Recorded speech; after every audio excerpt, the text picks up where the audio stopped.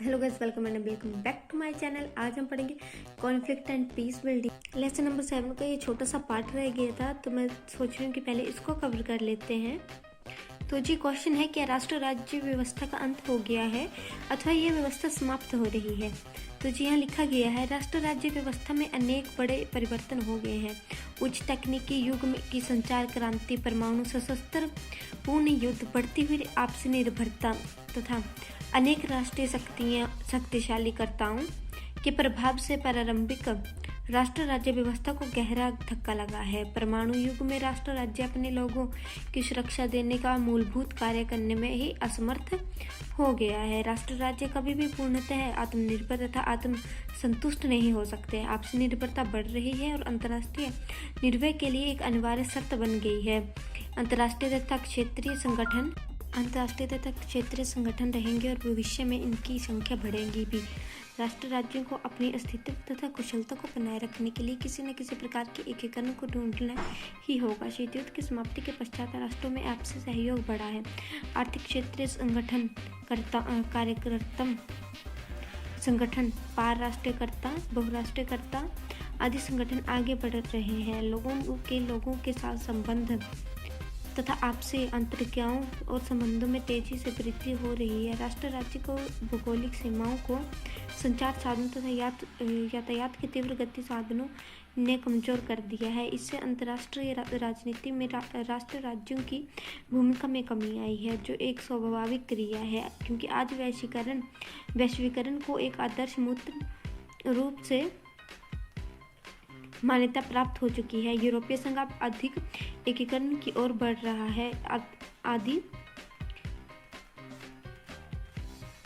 ASEAN, SAARC आदि संगठनों के साथ भी ऐसा ही प्रयत्न कर रहे हैं।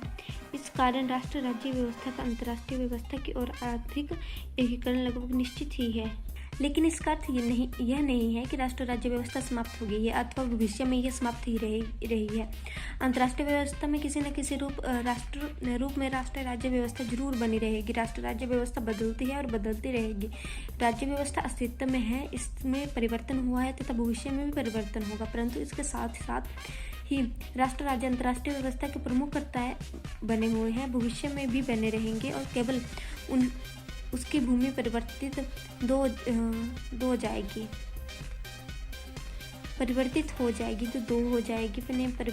जाएगी, लिखा होगा। जो आपका 8वां लेसन है, इंटरनेशनल कॉन्फ्लिक्ट, अंतर्राष्ट्रीय विवाद, इस पर मैंने पहले ही 2 वीडियो बना चुके हूँ प्रीवियस वीडियो मेरी, बट प्रीवियस वीडियो में मैंने इसके सिर्फ 3 ही पॉइंट करवाए थे, तो आज हम इसका 4th पॉइंट करेंगे। तो जी 4th पॉइंट है, सोवियत संघ के विघटन के बाद नाम। आप ये भी लिखते हैं कि सोवियत संघ के विघटन के बाद गुटनिरपेक्षता। सोवियत संघ के 1991 में विघटन पूर्वी यूरोप के देशों में आए लोकतंत्र और उदारवादी परिवर्तन, वार्षिक समझौते की समाप्ति या समाजवादी गुट के विघटन के कारण जो वातावरण बना, इसके साथ ही युगोस्लाविया, जो कि 1989-1992 में नाम एक संस्था थी का अध्यक्ष था, जो था युगोस्लाविया की कमजोरी तथा तदनंतर इसका विघटन भी इस बोझिल वातावरण के नाम के लिए एक भारी प्रतिबंध बन गया। शीत युद्ध की समाप्ति तथा पूर्व पश्चिम में सहयोग की उत्पत्ति के बाद एक विद्वान द्वारा यह मत दिया जाने लगा कि नाम की प्रतियोगिता समाप्त हो गई है। खाड़ी संकट तथा खाड़ी युद्ध के नाम कोई भूमिका निभाने में असफल हुई रहा। बहुत से गुटनिरपेक्ष राष्ट्रों ने उत्तर शीत युद्ध काल में अंतर्राष्ट्रीय संबंधों के प्रति अमेरिकी दृष्टिकोण को स्वीकार करना स्वाभाविक माना जाने लगा। सोवियत संघ के विघटन तथा समाजवादी गुट की समाप्ति के लिए आपसी सहयोग की नई भावना का नाम ने स्वागत तो किया, एकल ध्रुवीय व्यवस्था के प्रति चिंतित भी हो गए। सितंबर 1995 तथा 1998 में अपने 11वें तथा 12वें शिखर सम्मेलन में अपनी एकता तथा प्रतिबद्धता को तो सफल प्रदर्शन किया, परंतु इसमें एक स्पष्ट दिशा बोध की कमी भी दृष्टिगोचर हुई। तो जी नेक्स्ट है यूरोपीय राजनीति में परिवर्तन। आप इधर से लिख सकते हैं, मैं सिर्फ आपको समझाऊंगी ही इस पॉइंट को। ऊपर वाला पॉइंट थोड़ा कंफ्यूजिंग था, इसलिए मैंने पढ़ के बता दिया आपको। तो यूरोपीय राजनीति में परिवर्तन कैसे हुआ? जब सोवियत संघ का विघटन हो गया तो यूरोपीय राजनीति में रूसी भूमिका समाप्त हो गई। रूसी रूसी भूमिका इस तरह समाप्त होगी क्योंकि सोवियत संघ का विघटन हो गया और रूस जो था वो कमजोर पड़ गया। पूर्वी देशों में लोकतंत्री आंदोलन के बाद गैर साम्राज्यवादी शासकों की स्थापना हुई। पूर्वी देशों में लोकतंत्री आंदोलन के बाद गैर साम्यवादी शासकों की स्थापना हुई तथा इस यूरोपीय राजनीति को एक नया स्वरूप मिला। पूर्वी यूरोप तथा किसी यूरोप में अंतर कम हुआ। सभी यूरोपीय देशों में शांतिपूर्ण सह अस्तित्व तथा विकास के लिए सहयोग के युग का सूत्रपात हुआ। बर्लिन दीवार का गिराया जाना जर्मनी के बर्लिन दीवार को गिरा दिया गया था। इसके कारण क्या हुआ कि जो जर्मनी था उसका एकीकरण हो गया। वार्सा समझौता जो जर्मनी के लिए एक श्राप की तरह था उसका भी समाप्ति हो गई। भूतपूर्व देशों में लोकतंत्री शासकों की स्थापना के यूरोपीय राजनीति को एक नया मोड़ था। इन परिवर्तनों से यूरोपीय देशों में आपसी सहयोग के अवसरों में वृद्धि हुई क्योंकि उनमें अब आपसी सहयोग बढ़ने लगा। इसके साथ ही पश्चिमी तथा अमेरिकी सहायता की तीसरी दुनिया की ओर से मुंह मोड़ लिया तथा भूतपूर्व समाजवादी यूरोपीय राज्यों को और झुकना संभावना पैदा कर दी।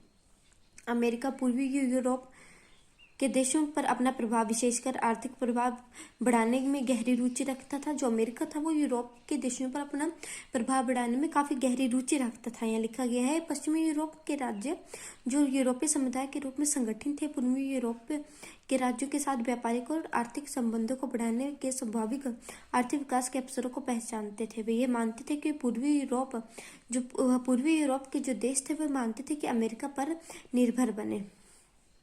इस वातावरण में यूरोपीय समुदाय तथा अमेरिका में आर्थिक शीतयुद्ध छिड़ सकता है। आगे ही यूरोपीय समुदाय तथा अमेरिका में डकल संधि के संबंध में मतभेद है।